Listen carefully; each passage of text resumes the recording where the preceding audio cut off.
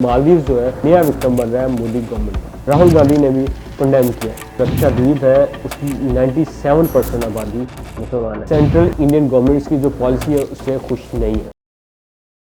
बिस्मिल्लाहिर्रहमानिर्रहीम, अस्सलाम वालेकुम। मैं हूं फ़हीम अहमद। आपको याद होगा कि मैंने अपनी बांग्लादेश वाली पिछली वीडियो के एंड में बताया था कि बांग्लादेश कैसे इंडियन इन्फ्लुएंस में जा रहा है और मालदीव कैसे इंडिया के इन्फ्लुएंस से निकलने की कोशिश कर रहा है। मेरी वीडियो इंडियन दोस्तों को पसंद नहीं आई और उन्होंने दर्जनों कमेंट्स के जरिए जस्टिफाई किया कि वो ऐसा क्यों कर रहे हैं। खैर, बांग्लादेश में तो इलेक्शंस हो गए हैं और भारत की मर्जी के मुताबिक वहाँ गवर्नमेंट भी बन गई है, लेकिन अब मालदीव जो है नया विक्टिम बन रहा है मोदी गवर्नमेंट का। इंडिया सजा देने की कोशिश कर रहा है मालदीव को।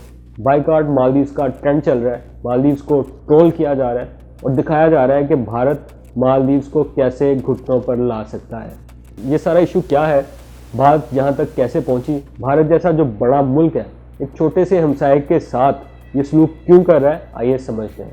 इंडियन प्राइम मिनिस्टर मोदी ने इसी महीने इंडिया की एक टूरिस्ट डेस्टिनेशन लक्षद्वीप का दौरा किया, जो बाकी एक प्यारी जगह है, इसमें कोई शक नहीं है, जिसे रिप्लेसमेंट करार दिया गया मालदीव की।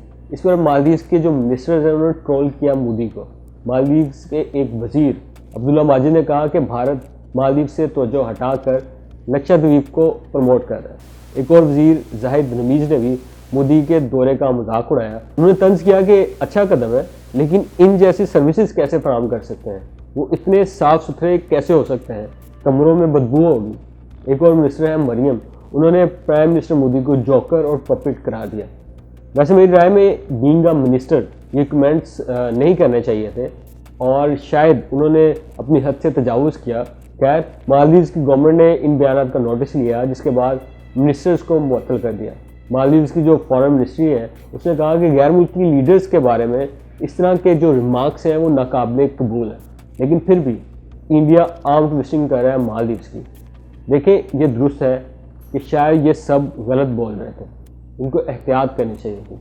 मान लेते हैं कि मालदीव के जो मिनिस्टर्स हैं उन्होंने बहुत ज़्यादा गलत किया है, लेकिन इस गलती की सज़ा इन्हें मिल गई है, उन्हें मिनिस्टर से हटा दिया गया।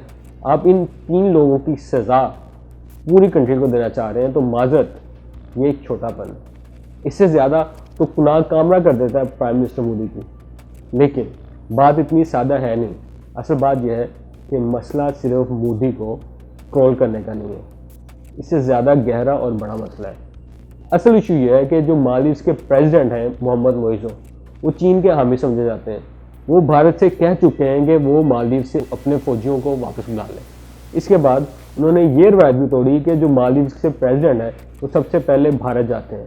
उन्होंने इंडिया की बजाय तुर्किया और चीन को तरजीह दी, जो मोदी गवर्नमेंट को हजम नहीं हुआ। सिर्फ ये नहीं, बल्कि उन्होंने मालदीव और जो इंडिया के दरमियान 100 से ज़्यादा एग्रीमेंट्स हैं उनको दोबारा से एनालाइज करने का फैसला किया। इसलिए जो भारतीय गवर्नमेंट है उसको लगता है कि ये कैसे हो गया कि मालदीव जैसा जो छोटा मुल्क है वो इन्हें आंखें दिखा रहा है। असल वजह यह है मालदीव की आर्म ट्विस्टिंग की। टूरिज्म बाइकआउट के नाम पर मालदीव को ज़रा झंझोड़ा जा रहा है क्योंकि ये ज़्यादा आसान है। उसकी वजह यह है कि जो टूरिज़्म है वो मालदीव का बड़ा सोर्स ऑफ इनकम है। पिछले साल मालदीव में 1.7 मिलियन टूरिस्ट आए थे, जिनमें तकरीबन 2 लाख इंडियन टूरिस्ट थे।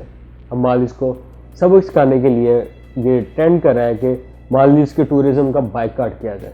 और मजे की बात यह है कि जिस जगह को मालदीव का रिप्लेसमेंट बनाने की बात हो रही है वहाँ पहले ही कंट्रोवर्सी चल रही है।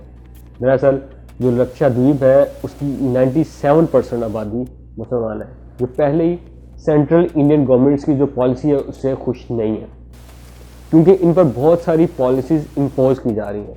कानून बनाकर वहाँ के लोगों से ज़मीन छीनने की कोशिश हो रही है। गवर्नमेंट वहाँ के आइलैंड्स पर जाने पर पाबंदी लगा रही है। वहाँ के जो मुस्लिम कल्चर है उसको अपनी मर्जी से बदलने की कोशिश हो रही है।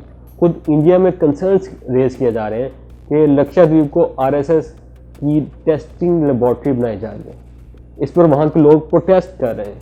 ये इसी साल का एक नोटिफिकेशन है जो मैं आपको दिखाता हूँ, जिसमें लक्षद्वीप की जो फर्स्ट फीमेल टीचर हैं उनके नाम पर बनने वाले जो स्कूल है उसका नाम बदल कर सुभाष चंद्रा बोस रख दिया गया। सिर्फ ये नहीं, सोशल एक्टिविस्ट हैं वहाँ के डॉक्टर मोहम्मद कोया, उनके नाम पर बनने वाले स्कूल का नाम बदल कर सरदार वल्लभ भाई पटेल के नाम से रख दिया गया। अब सीरीज ऑफ चेंजेस हैं जो की जा रही हैं। या की जा चुकी हैं। जो वीडियो मुख्तसर रखने के लिए मैं सारी तो नहीं आपको बता सकता, लेकिन आप इसे इंडियन मीडिया में चेक कर सकते हैं। मोदी गवर्नमेंट की जो पॉलिसीज़ हैं इनको इंडिया की सबसे बड़ी अपोजिशन जमात के लीडर राहुल गांधी ने भी कंडेम किया, लेकिन मोदी गवर्नमेंट अपनी पॉलिसीज़ जारी रखते हुए मालदीव्स के अगेंस्ट भी और लक्षद्वीप के लोगों के अगेंस्ट भी।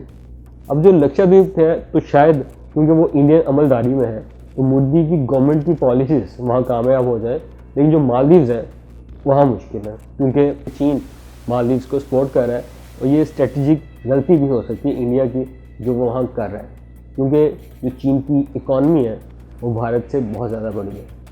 तो ये सारी हकीकत है इस इशू की।